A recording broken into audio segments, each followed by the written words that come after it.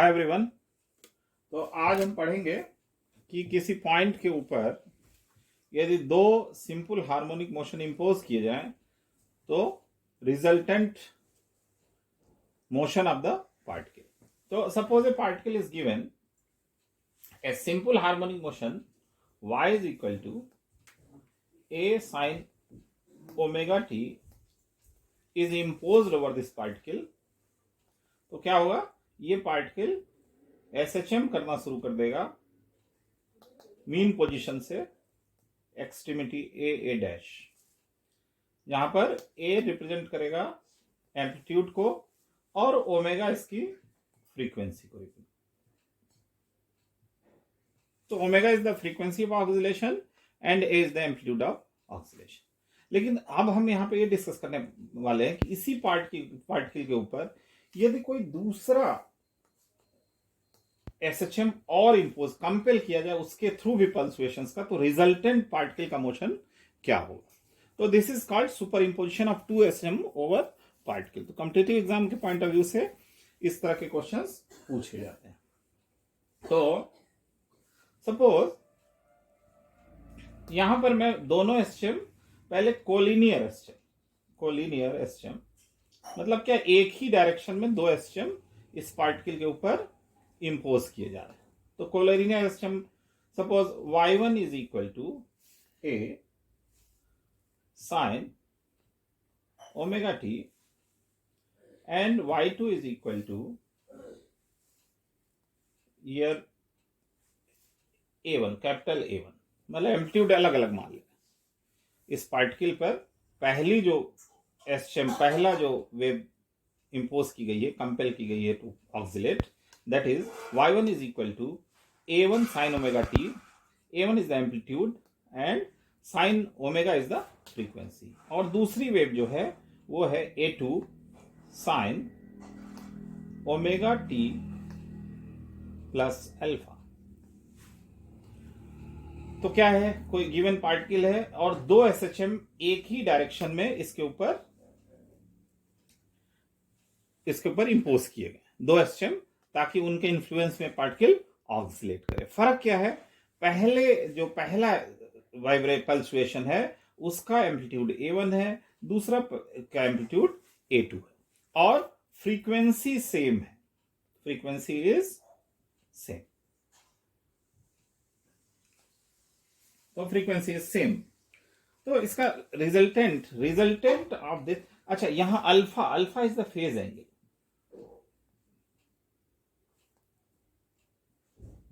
Phase क्या मतलब हुआ, alpha is the phase angle means दूसरे SHM y2 वाला जो सिंपल हार्मोनिक मोशन है उसके इन्फ्लुएंस में ये पार्टिकल मीन पोजीशन से स्टार्ट नहीं करता। जैसे y is equal to a sin omega t, यदि इसके ऊपर इंपोज किया जाए इस पार्टिकल के ऊपर ये वाली SHM, तो क्या होगा, ये जहां से स्टार्ट करेगा वही उसकी मीन पोजीशन बन जाएगी।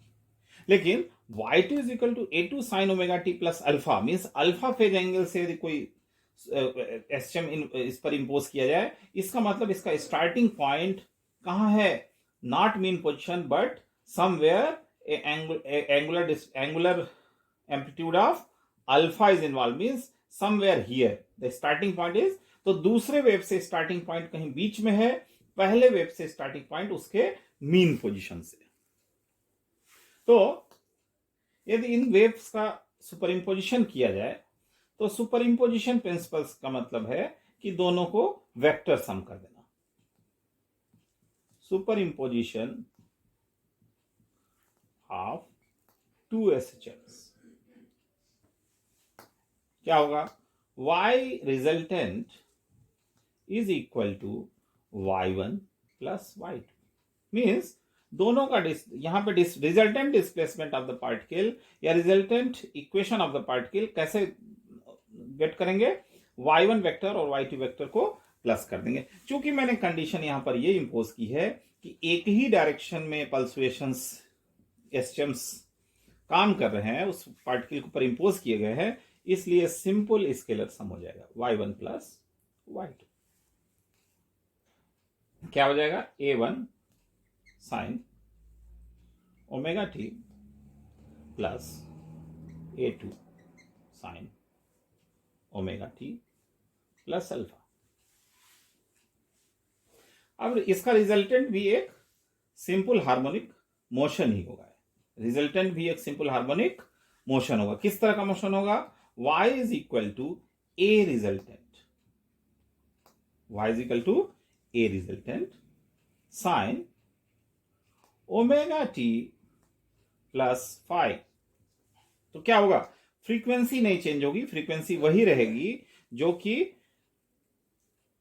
कि पेरेंट वेव्स की है, और जो फेज एंगल है वो उस रिजल्टेंट वेव का चेंज हो जाएगा। Means some new phase angle phi. जो रिजल्टेंट फेज एंगल मींस क्या है कि जो रिजल्टेंट मोशन का जो एसचेम होगा उसमें पार्टिकल किसी फाइव फेज एंगल से मोशन को स्टार्ट करेगा। तो यहां पर क्या है, ए रिजल्टेंट यदि हमको मिल जाए और फेज एंगल फाइव मिल जाए तो रिजल्टेंट मोशन को डिकोड किया जा सकता है, रिजल्टेंट मोशन को डिकोड किया जा सकता है। तो ये वाला चीज, ये दोनों सम इस फॉर्म में एडजस्ट हो जाएगा। तो ट्रिग्नोमेट्रिकल आइडेंटिटीज को यूज करके इस फॉर्म में एडजस्टमेंट किया जा सकता है। उस मैथमेटिक्स में नहीं जाएंगे, हम डायरेक्ट रिजल्ट लिखेंगे। ए रिजल्टेंट इज इक्वल टू, जो ए रिजल्टेंट आएगा इस मोशन का वो क्या आएगा? ए रिजल्टेंट का स्क्वायर कर लेते हैं, A1 square plus A2 square plus 2A1 A2 cos of alpha. क्या मतलब हुआ? रिजल्टिंग वेव का एम्पलीट्यूड का स्क्वायर, पहली वेव के एम्पलीट्यूड का स्क्वायर प्लस दूसरी वेव के एम्पलीट्यूड का स्क्वायर प्लस 2 इंटू पहली वेव का एम्पलीट्यूड इंटू दूसरी वेव का एम्पलीट्यूड इंटू कॉस अल्फा, उनके बीच का फेज एंगल का कोसाइन। ये कुछ उसी तरह की बात है जैसे दो वेक्टर का सम का हमने पढ़ा हुआ है कि यदि कोई दो वेक्टर ए और B, similar type of equation है, it's not a vector summation but similar equation, यदि उनके बीच ए एंड बी के बीच का एंगल अल्फा है तो इनका रिजल्टेंट जो आर होगा उसका मैग्नीट्यूड होगा R square is equal to A square plus B square plus 2ab cos of alpha.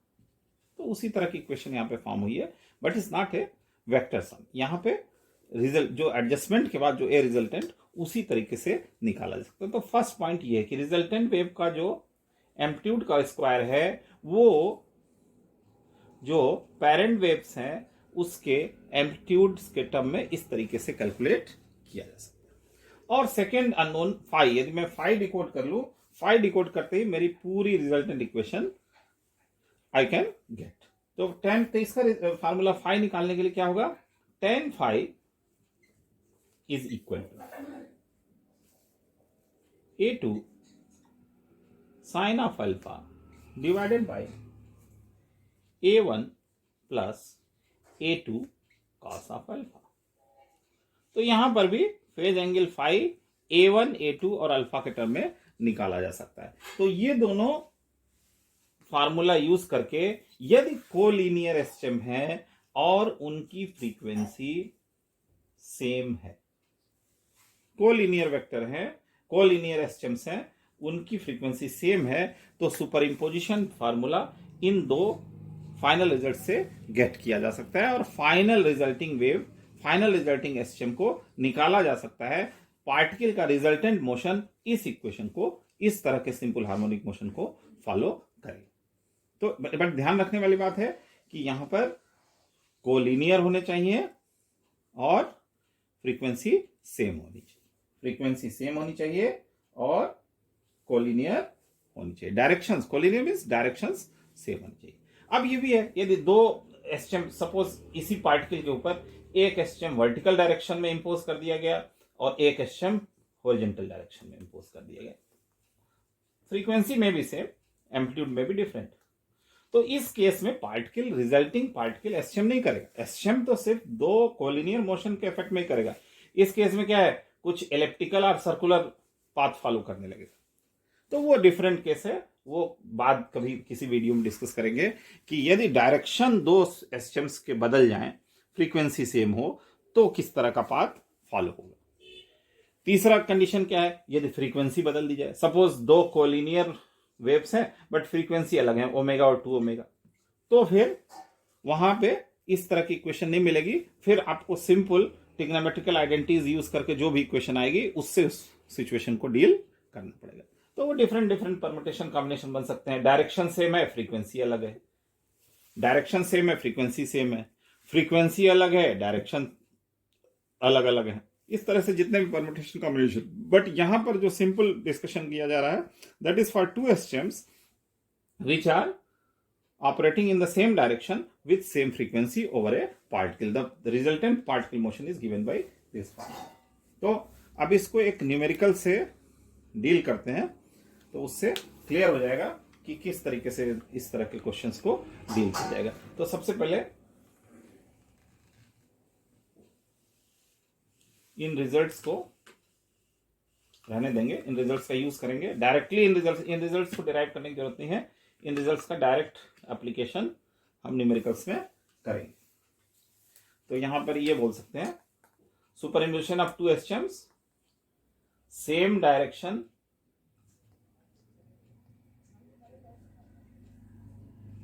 And equal frequency, equal omega.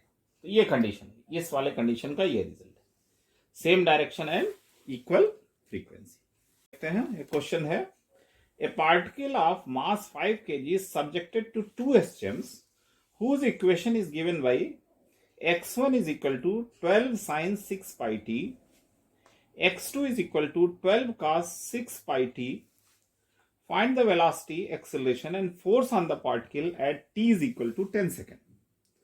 तो ऊपर मैंने ये रिजल्ट, स्टैंडर्ड रिजल्ट लिख चुका हूं कि किसी पार्टिकल पे यदि ये one SHM and this is the second SHM जो कोलिनियर है और इक्वल फ्रीक्वेंसी के हैं, तो रिजल्टिंग मोशन का एम्पलीट्यूड और फेज एंगल इन फार्मूले से निकाला जा सकता है, और रिजल्टिंग इक्वेशन इस तरीके से लिखी जा सकती है, y resultant is equal to a resultant sine omega T plus 5। तो यहां पर उसी तरह क्वेश्चन है, एक पार्टिकल को दो एसएचएम ड्राइव कर रहे हैं।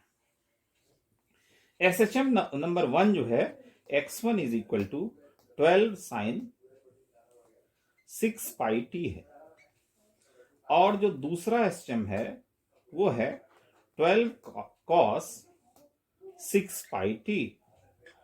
साइन के टर्म में लिखें तो ये वैल्यू हो जाएगी 12 sine 6 pi T plus pi by 2।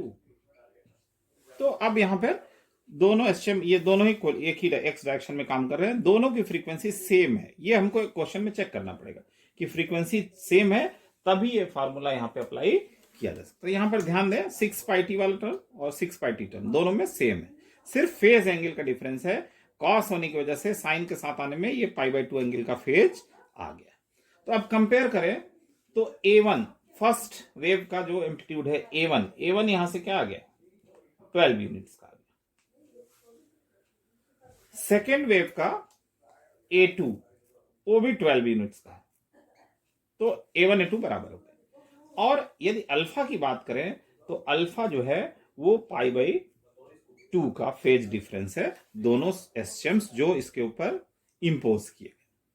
तो अब डायरेक्ट फॉर्मूला यूज करते हैं। अब ये पार्टिकल एक रिजल्टेंट डिफरेंट टाइप का एसएचएम प्रोड्यूस करेगा, रिजल्टेंट एक डिफरेंट टाइप का एसएचएम प्रोड्यूस करेगा मीन पोजीशन से, जिसका एम्पलीट्यूड जो होगा वो ए रिजल्टेंट होगा। एम्पलीट्यूड क्या होगा, ए रिजल्टेंट होगा। तो वो ए रिजल्टेंट इस फार्मूले से दिया जाएगा, और फेज एंगल होगा, मींस पार्टिकल मीन पोजीशन से स्टार्ट नहीं करेगा। जब ये दोनों जिस टाइम दोनों एक साथ लगाए जाएंगे इसके ऊपर, तो मीन उस रिजल्टिंग एसएचएम का मीन पोजीशन स्टार्टिंग पॉइंट नहीं होगा, बल्कि पार्टिकल कहीं यहां से मोशन स्टार्ट करेगा और बाद में एसएचएम करता रहेगा। तो क्या हो गया, ए रिजल्टेंट, फार्मूला लगाते हैं, ये स्क्वायर है, ठीक है ना, ये स्क्वायर टर्म, ए रिजल्टेंट अंडर रूट लगा दिया क्योंकि स्क्वायर टर्म था। A1 स्क्वायर तो 12 का स्क्वायर प्लस A2 स्क्वायर 12 का स्क्वायर, ठीक है, plus 2 into 12 cos pi by 2। तो कॉस पाई बाई 2 जीरो होता है, तो ये लास्ट वाला टर्म जीरो हो जाएगा। तो ये वैल्यू आ जाएगी 12 रूट 2। तो पार्टिकल का जो रिजल्टेंट मोशन होगा उसका एम्पलीट्यूड 12√2 होगा। दूसरा चीज निकालते हैं, tan phi is equal to A2 sin alpha. A2 कितना है? 12 है। sin अल्फा मतलब sin by pi by 2 divided by A1। A1 12 है plus A2 12 cos pi by 2। तो ये cos पाई बाई 2 वाला टर्म 0 हो जाएगा, ये 1 हो जाएगा, तो ये वैल्यू आ जाएगी 1। ये कितने की वैल्यू है? tan पाई बाई 4 की। तो यहां से निकल के आ गया phi is equal to pi by 4। तो phi is equal to pi by 4 हमको मिल गया यहां पे। तो अब रिजल्टिंग मोशन जो दिया जाएगा, रिजल्टिंग मोशन किसके द्वारा दिया जाएगा? ये इक्वेशन। पार्टिकल इस तरह का एस्टेम करेगा तो क्या एस्टेम होगा?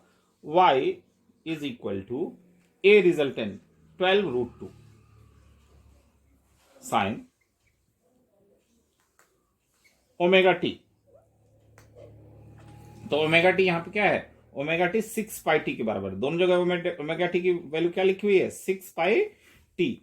तो 6 pi T plus phase angle जो इंट्रोड्यूस हुआ 5, वो वैल्यू आई है पाई बाई 4 प्लस पाई बाई 4।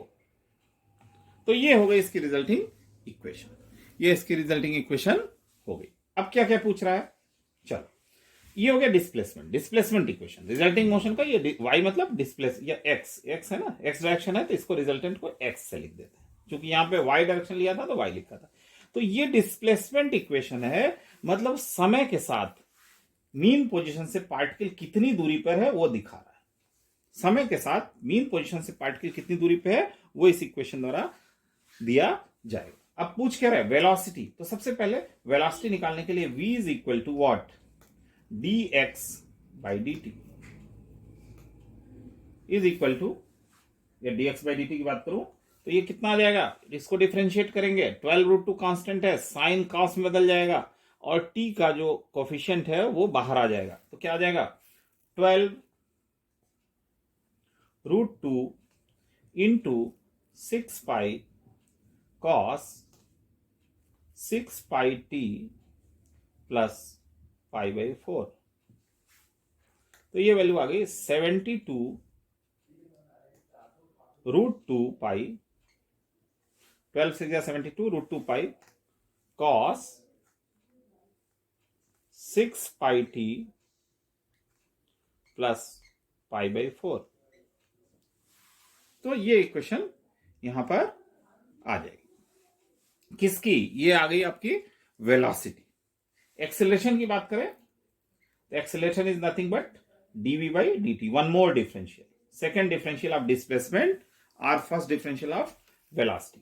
तो अगेन जब डिफरेंशिएट करेंगे इस वेलोसिटी को, ये वैल्यू आई थी, अगेन कॉस साइन में बदलेगा विद नेगेटिव साइन और 6 पाई अगेन बाहर आ जाएगा।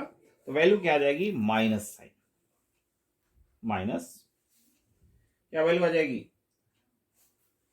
72√2 और 6 पाई का अगेन मल्टीप्लाई होगा तो 72√2 पाई इंटू 6 पाई मीन्स ये वैल्यू हो जाएगी, मैं डायरेक्ट वैल्यू लिख रहा हूं, 432√2 पाई स्क्वायर और कॉस साइन में बदल जाएगा तो sine 6 pi T plus pi by 4।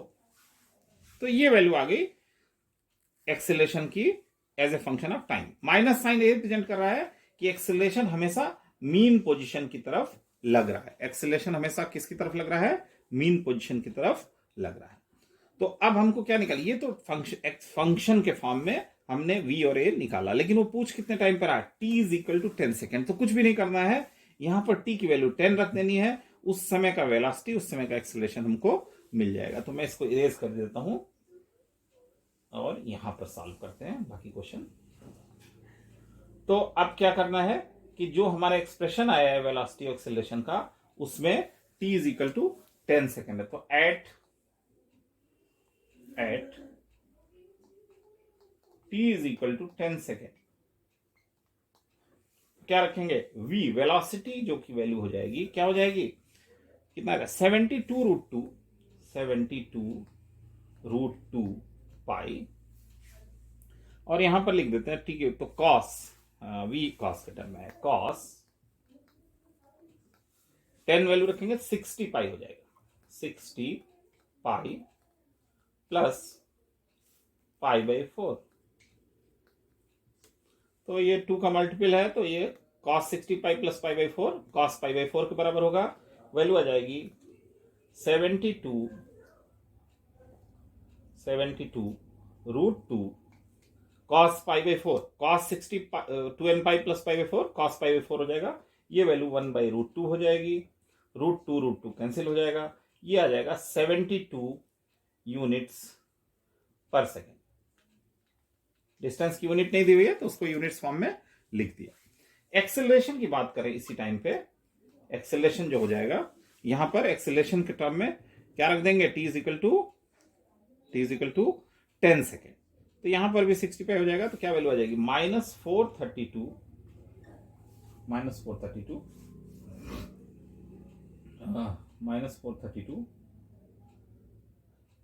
Pi square, okay, pi square, और साइन, कॉस की जगह सिर्फ साइन आ जा रहा है, 60 पाई प्लस पाई बाई 4, तो ये भी 2n पाई का 2n पाई प्लस थीटा है, उसी फॉर्म में है, तो ये साइन पाई बाई 4 के बराबर हो जाएगा, एक minute, 432 pi square, 432 root two है, हाँ 432 रूट टू, ये वैल्यू 432 रूट टू, और तो ये वैल्यू आ जाएगी -432 रूट टू पाई स्क्वायर, और ये साइन पाई बाई 4 1 बाई रूट टू हो जाएगा, और ये वैल्यू हो जाएगी -432 पाई स्क्वायर मीटर पर, हाँ यूनिट जो डिस्टेंस की यूनिट है पर सेकेंड स्क्वायर, तो ये वैल्यू आ गई। थर्ड पार्ट इसमें पूछा है फोर्स, उसके लिए पार्टिकल का मास दिया हुआ है, पार्टिकल का मास दिया हुआ है फोर्स को कैलकुलेट करने के लिए, तो एक्सेलरेशन मिल गया, तो हमको फोर्स सीधा हो जाएगा F is equal to m into a, तो वैल्यूज रख देते हैं, -432 पाई स्क्वायर, ये तो एक्सेलरेशन हो गया, और मास की वैल्यू है 5 kg। अब इसमें ध्यान देने वाली बात है 5 kg, ओके, तो इसको SI यूनिट में मान लेते हैं, ये मीटर, यूनिट को क्या मैं मीटर ही मान लेता हूं, ये मान के चलें क्वेश्चन में ये मीटर दिया हुआ है, ओके, डिस्टेंस की यूनिट मीटर दी हुई है, तो सीधा 5 से इसमें मल्टीप्लाई कर देंगे, तो वैल्यू क्या आ जाएगी, 432 इंटू 5 पाई स्क्वायर माइनस, तो ये वैल्यू आ जाएगी, ये वैल्यू जो हो जाएगी कितनी हो जाएगी, 2160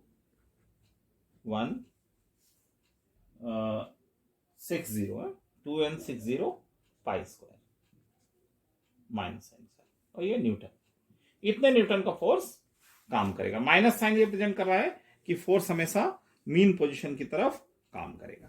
तो इस तरीके से ये कोलिनियर और इक्वल फ्रीक्वेंसी के दो एसएचएम यदि किसी पार्टिकल के ऊपर अप्लाई किए गए तो रिजल्टिंग मोशन भी एक सिंपल हार्मोनिक मोशन होगा, सेम डायरेक्शन में होगा और उसकी फ्रीक्वेंसी सेम होगी, बट एम्पलीट्यूड बदल जाएगा, एम्पलीट्यूड उसका चेंज हो जाएगा। रिजल्टिंग एम्पलीट्यूड अब 12√2 हो गया, जो पेरेंटल वेव्स थी उनका 12 था, साथ में एक फेज इंट्रोड्यूस हो जाएगा, और वो फेज सेकेंड वाली वेव का फेज नहीं है, ना ही फर्स्ट का, जो फर्स्ट वाली तो जीरो फेज पे है, इनसे एक अलग फेज इंट्रोड्यूस हो जाएगा रिजल्टिंग मोशन पे, और वो वैल्यू हमारी यहाँ क्या आई है, π/4, जबकि यहाँ पर जीरो फेज है, यहाँ पे π/2 फेज है। तो पार्टिकल इस तरह के एसएचएम को, रिजल्टिंग मोशन भी एसएचएम होगा, और उसकी इक्वेशन जो पीछे फार्मूला मैंने स्टैंडर्ड बताया था उस तरीके से कैलकुलेट किया जा सकता है। तो इसमें बहुत कंफ्यूजन, स्टैंडर्ड रिजल्ट्स यूज करना है, उसके डेरिवेशन में नहीं जाना है, क्योंकि प्रॉब्लम सॉल्व करने के लिए डेरिवेशन,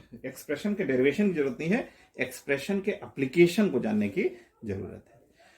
तो आज बस इतना ही रखेंगे, और अब नेक्स्ट इसके जो एनालॉग वीडियो बनाऊंगा उसमें मैं आपको डिफरेंट डायरेक्शन में यदि दो इक्वल फ्रीक्वेंसी की वेव्स इंपोज की जाएं तो पार्टिकल का मोशन सिंपल हार्मोनिक मोशन तो नहीं होगा, कुछ और मोशन, तो किस तरीके का मोशन होगा, उस मोशन को कैसे डील किया जाए उसके बारे में डिस्कस करूंगा। साथ ही यदि डायरेक्शन सेम डायरेक्शन है, अलग फ्रीक्वेंसी है, या डिफरेंट डायरेक्शन और डिफरेंट फ्रीक्वेंसी है, तो किस तरीके से मोशन को, रिजल्टिंग मोशन को हैंडल करेंगे, उस तरह के क्वेश्चंस को हैंडल करेंगे।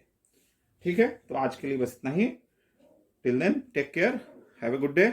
और यदि वीडियो पसंद आया हो तो जरूर लाइक करें ताकि मेरा भी मोटिवेशन बना रहे और मैं इस तरह से वीडियो पोस्ट करता रहूं।